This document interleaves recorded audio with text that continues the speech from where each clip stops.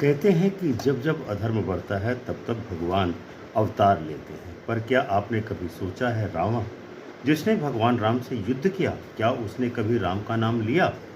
क्या अपने जीवन में उस महान विद्वान राक्षस राज ने प्रभु का राम का स्मरण किया था?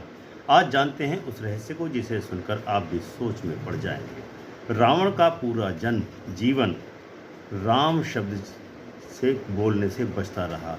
वह ब्रह्म ज्ञान का अधिकारी था, शास्त्रों का ज्ञाता था और भीतर अहंकार ने भक्ति पर पर्दा डाल दिया था।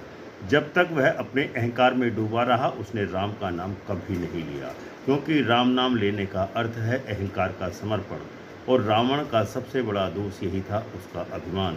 दूसरा प्रसंग पर जब राम के बाणों से घायल होकर रावण धराशायी हो गया, तब उसने पहली बार अपने जीवन में राम का नाम लिया। वह बोला, कहाँ राम रन हतो पचारी। राम, तुम केवल पुरुष नहीं हो, स्वयं परम ब्रह्म हो।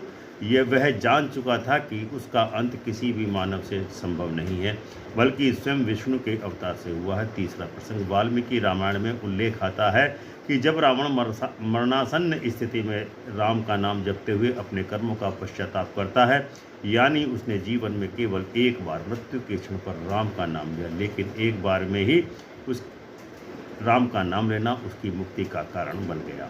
चौथा विचार यह है कि महर्षि तुलसीदास जी ने लिखा है, राम नाम की महिमा ऐसी है कि शत्रु भी जपे तो मोक्ष पा जाए। यानी रावण का वह अंतिम क्षण ही उसके समूचे जीवन का सबसे पवित्र पल बन गया।